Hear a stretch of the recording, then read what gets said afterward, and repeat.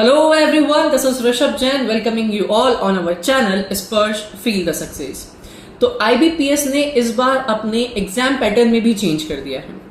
SBI ने किया था और SBI को देखते देखते जिस तरीके से हम हर बार ये नोटिस करते हुए आए हैं, जो जो चीज SBI करता है बाकी पब्लिक सेक्टर बैंक्स उसी पैटर्न को फॉलो करते हुए चले जाते हैं, चाहे वो बैंकिंग में हो, चाहे एग्जाम में हो, चाहे उनके हायरिंग प्रोसेस में हो। So let's see what are the changes made by the IBPS।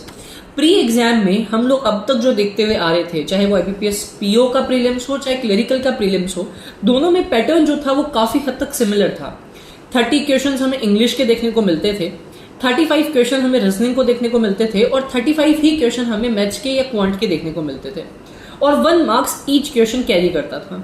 तो ओवरऑल जो टोटल निकल करके आता था 100 क्वेश्चन 100 मार्क्स का होता था प्रिलिमिनरी एग्जामिनेशन में। बट इस बार IBPS ने PO के पैटर्न में थोड़ा सा चेंज किया है। प्रिलिमिनरी एग्जामिनेशन में इंग्लिश वाले सेक्शन में कुछ भी छेड़छाड़ नहीं करी गई है, 30 क्वेश्चंस 30 मार्क्स। क्वांट में नंबर ऑफ क्वेश्चंस को तो सेम रखा है 35, बट जो उसका वेटेज है वो ये लोग 30 पे लेकर के आ गए हैं। और रीजनिंग में भी नंबर ऑफ क्वेश्चंस 35 ही है, बट उसके वेटेज को इन्होंने 40 कर दिया है। तो अब हम एक कैलकुलेशन करें तो सिंपल हमें ये समझ में आ रहा है कि क्वांट में हमें 25 क्वेश्चन तो एक एक मार्क्स के देखने को मिलेंगे और बचे हुए जो 10 क्वेश्चन हैं वो आधे आधे नंबर के देखने को मिलेंगे।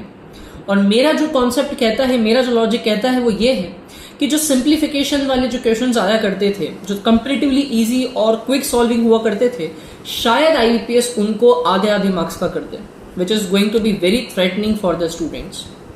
सेकेंड, अगर हम रीजनिंग की बात करें, रीजनिंग में 30 क्वेश्चंस 1 मार्क्स के आने वाले हैं और रिमेनिंग 5 क्वेश्चंस जो होंगे वो आपके 2 मार्क्स के आएंगे। अगेन जिनका ये डेफिनेटली जो वो 2 मार्क्स वाले क्वेश्चंस आने वाले हैं वो डेफिनेटली पजल्स में ही इंक्रीज करेंगे और पजल्स के लेवल को भी थोड़ा सा ऊपर करने वाले हैं। नो अब जिनके लिए रीजनिंग थोड़ा सा डिफिकल्ट टास्क रहता था उनके लिए शायद ये बहुत ही ज्यादा थ्रेटनिंग होगा। आप बताइए कि आपका क्या सोचना है, क्या IBPS ने क्वांट का वेटेज कम और रीजनिंग का वेटेज बढ़ा करके सही किया है और क्या हमें इसके अगेंस्ट IBPS को मेल करना चाहिए? Tell your views in the comment section and how much you are happy with this और not happy with this.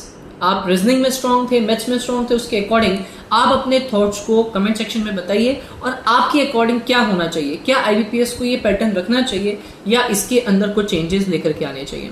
One more important thing, क्या आपको भी ये लगता है कि IBPS क्लरिकल में भी अब पैटर्न शायद चेंज हो सकता है?